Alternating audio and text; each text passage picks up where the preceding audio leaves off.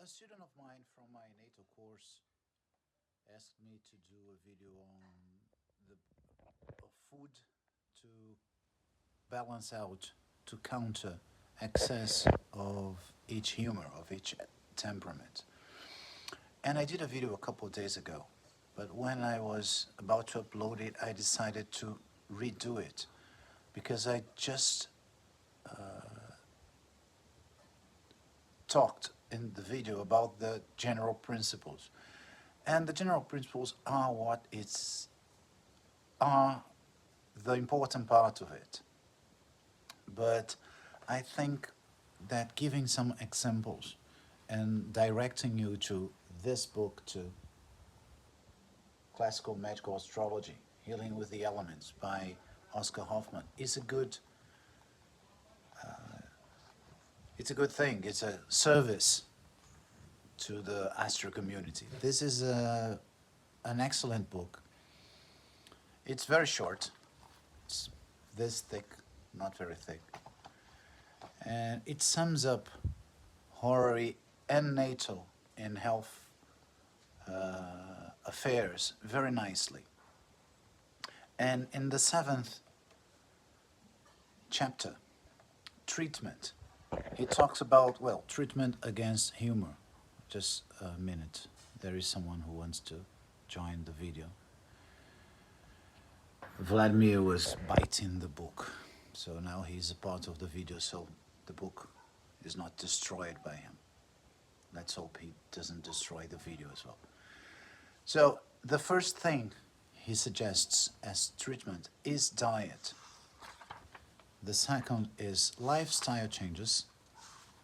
The third is when he gets into traditional psychology. The fourth is when he gets to real hardcore stuff, is herbs, is herbal treatment, teas, and then bloodletting. He just mentions bloodletting and alchemy, but he doesn't suggest we should actually use it. But just a word, why is herbs the heavy stuff and diet not, and lifestyle changes and traditional psychology is not? Because herbs are dangerous. People seem not to take notice of it. Oh, it's just a herb tea. No, it's not just a herb tea. If it's just a herb tea and it's harmless, it can't help you. A herb that can help you can harm you, by definition. If it can makes you come from here, ill state, to here, a health state. If you are here, healthy, it can bring you here, a different disease state. The force, the effect the herb has does not disappear just because you are not suffering from the illnesses that it cures. So if you are not suffering from it, it has the same effect it would have if you were diseased. But now you're healthy, so the only way to go is in the direction of having another different disease, right? So we should keep herbs to when it's really necessary. And there's another problem too. Herbs are trickier to get the precise effect, for you to understand their effect, because we have to factor in their appearance, because the appearance is nothing but random. It's a stupid prejudice we have nowadays. The appearance of the plants are not random. Their planetary signature, their humoral signature, I'm sorry, I'm mispronouncing that word. I'm not going to redo the video. The effect it has on sympathy and by antipathy on different organs. This is not really easy. Tables help, lists help. Nicholas Culpeper helps a lot. Richard Saunders helps us. But it's not that easy. While food is easier to get the differences, it's easier to understand which food belongs to each humor, at least in general terms.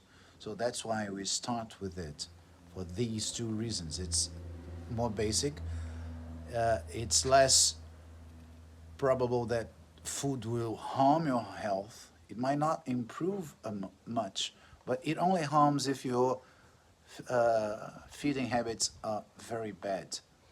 You won't get really harmed if you change butter into, I don't know, pepper, and it's the wrong move, humorally speaking. You will increase a bit the bad humor and not the good one, the one you wanted to increase. But it won't change your life drastically, or as drastically as a herb would. Herbs are concentrated. They are nature's medicine. They are intended. God produced them. God made them so we can use it their way. So let's talk about food and temperaments. I'll give you the list that Oscar Hofman gives us in the book, and then I'll comment on the principle behind it, right?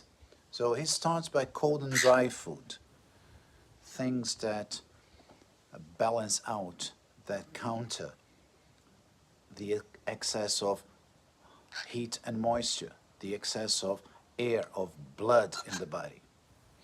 Endives, potatoes, barley water with lemon juice, vinegar, lemons and orange, sour equals cold and dry, rye, gooseberries, currants, sour apples, sour apples and pears, all sour fruits, chestnuts, lentils, medlar, tamarind, chicory, sprouts, vine leaves, surrogate coffee. I mean, it looks like coffee, but it's made from chicory, oak, or barley. Beef, green olives, cauliflower, broccoli. What's the theme here? The theme here is sour flavor, citric fruit, vinegar, sour apples and pears. The cold and dry flavor, it's sour, it's acid, right? Or heavy food that takes a long time to be digested. It's cold and dry. Beef, hard vegetables like broccoli, cauliflower, things, green olives are sour, like black olives are moister and hotter. Things that are cold and dry, either in weight, like beef, or in flavor, like vinegar, and things that taste sour or as vinegar or as lemon. Also, things that look like Mercury or Saturn, look like the cold and dry planets. Chestnuts, potatoes, everything that grows under the earth, with two exceptions. We're going to see them.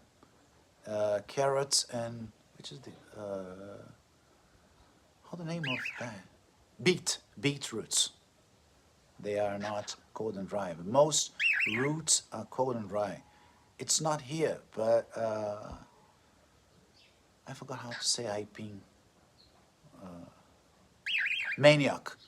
Manioc in English. Sorry, I just remembered. Manioc is cold and dry. Things that grow under the roof, under the earth. Peanuts, they're cold and dry. Although he mentioned peanuts in another place for other reasons. Peanuts are dry too because they grow under the earth and it has some mercury relationship.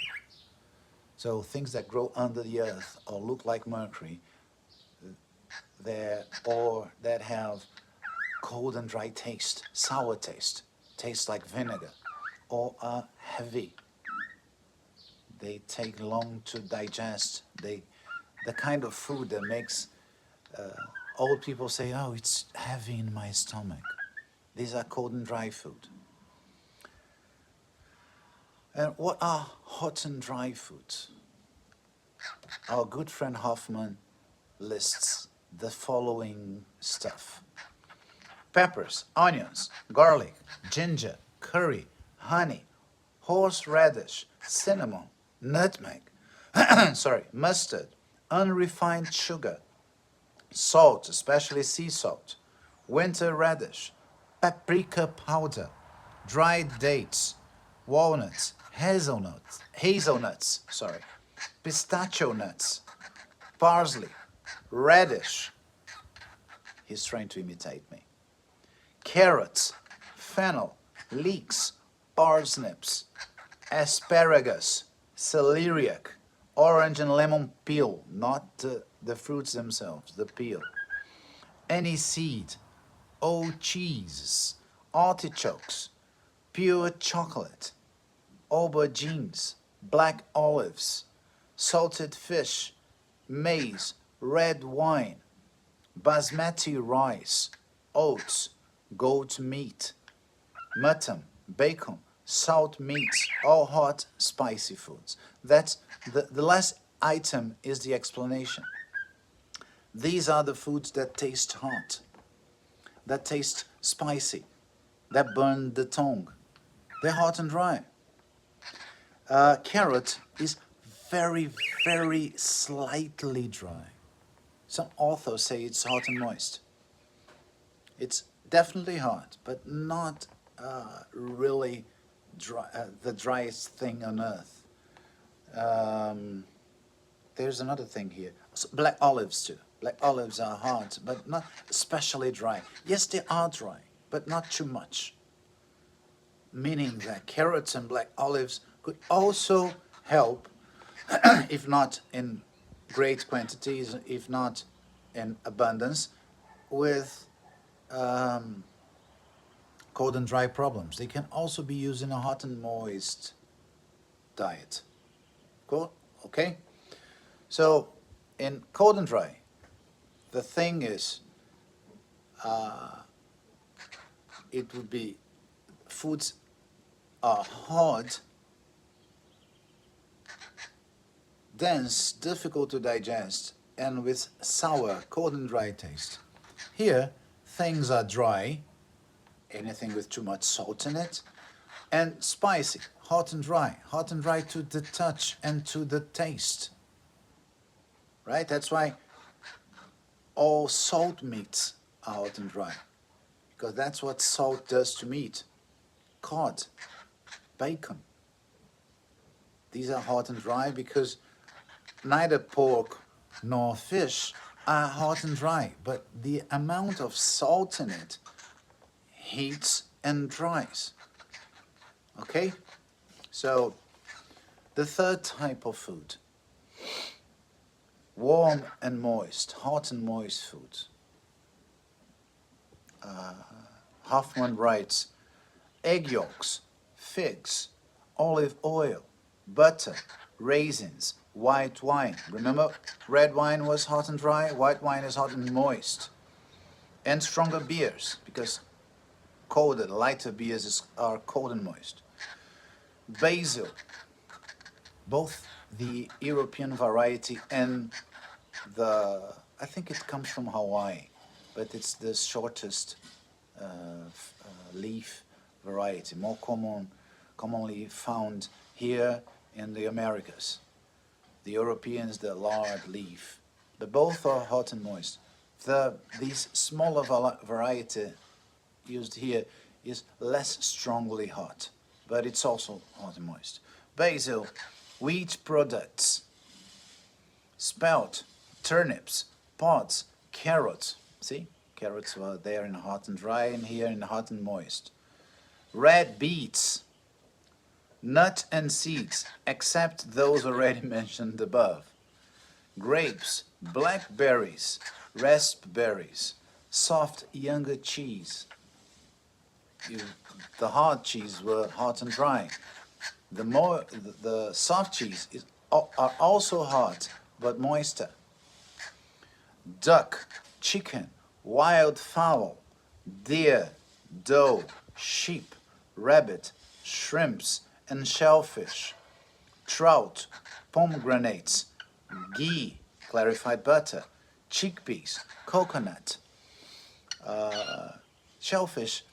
There are shellfish who are cold and moist, right? But they are definitely moist.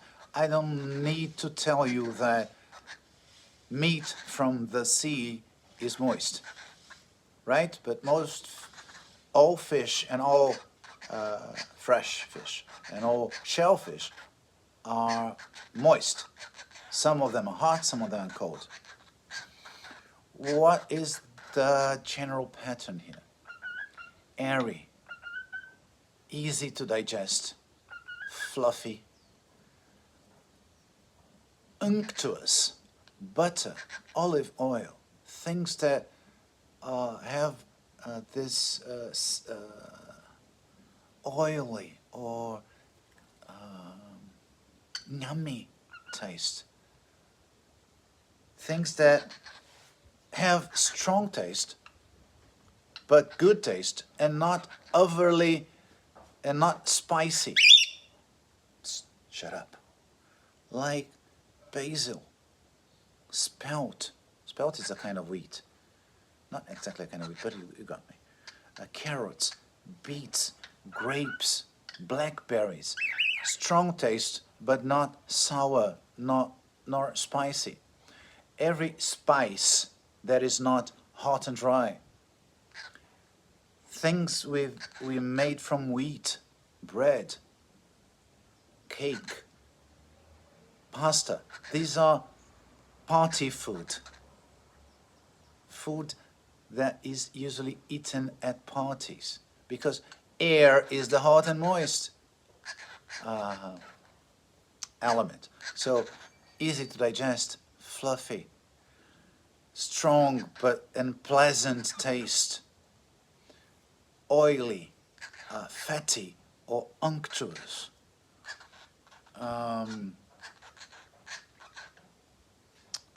With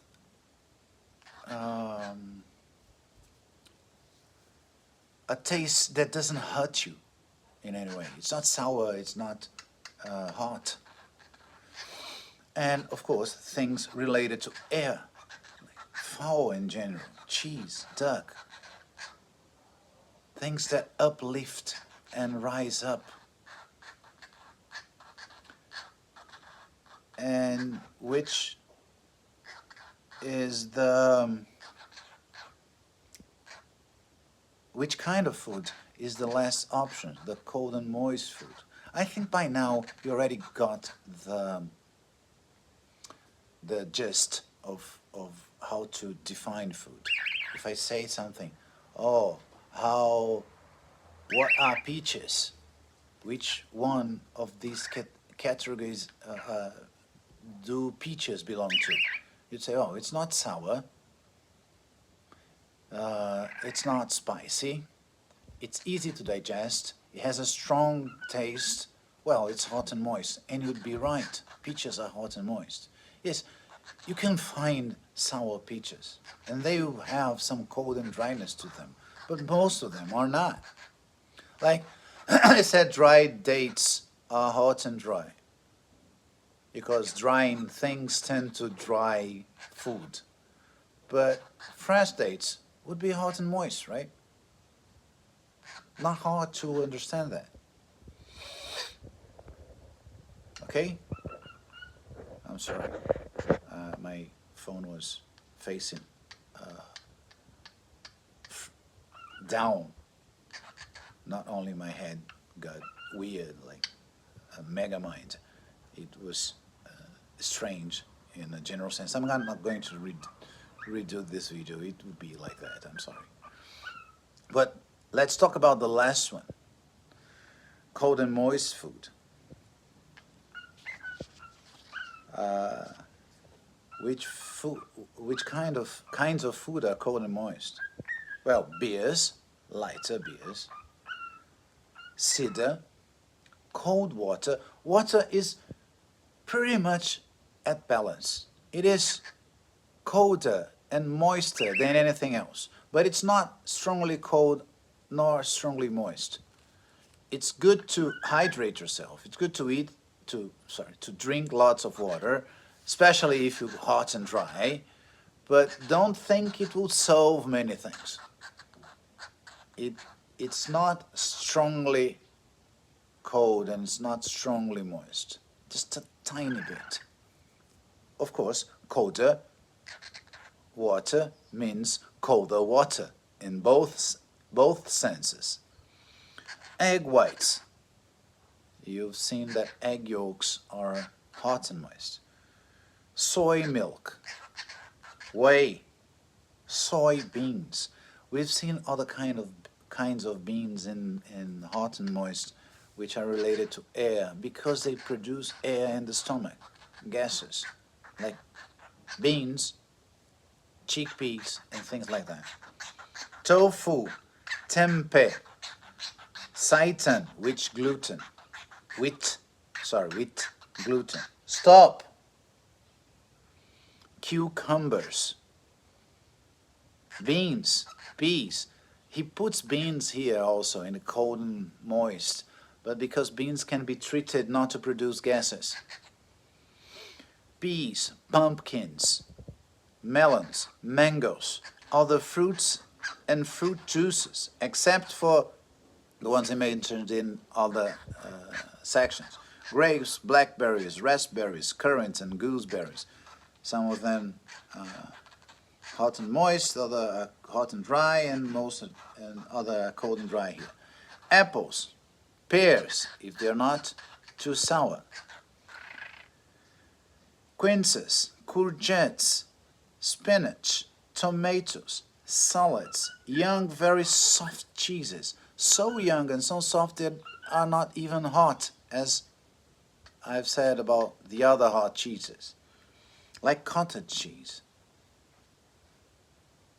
I don't know the name in English, but we have ricotta. And ricotta is cold and moist. Pumpkin seeds, non-salted. If you salt it, it becomes cold and dry. And less cold, depending on the amount of sound, even hot and dry.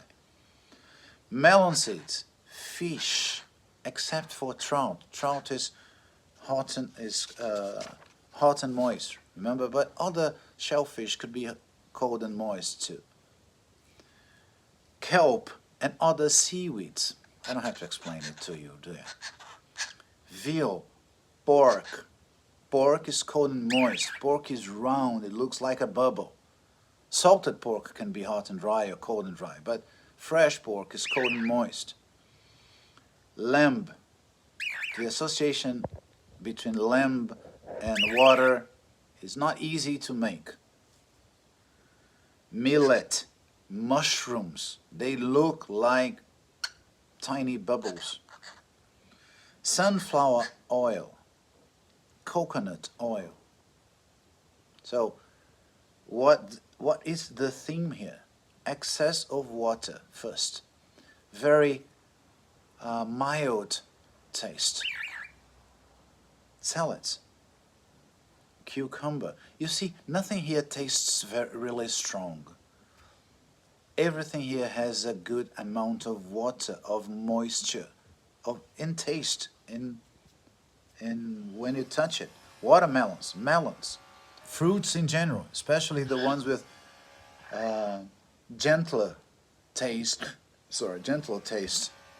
and the ones without any distinctive taste of the other varieties. Mild taste, excess of water, they cool you. If you look at this food, you notice that they are pretty much the ingredients of every cooling dish you've ever seen. Gazpacho, you made from these ingredients. Everything that cools down people, you make from these ingredients. These ingredients. Cool as a cucumber. Cucumber is here. Right? Things that are very gentle, not very pronounced, full of water, also of easy digestion. But hot and moist foods, you digest it easily, but it fills you up. These things doesn't seem to fill you up. You cannot become full of lettuce. No, I ate so much a watermelon, I'm going to pass out. No one has ever said that ever. Right? So the principle here is water, mild taste. The principle with hot and moist is strong taste, easy to digest, and things that expand or seem to expand. The principle behind hot and dry is hot and dryness, fire, burning. And the principle behind of cold and dry is cold and dry, sourness or weight or difficult to digest, difficulty in digesting it. Right? So I think this makes everything clearer. Thank you for your patience and see you next time.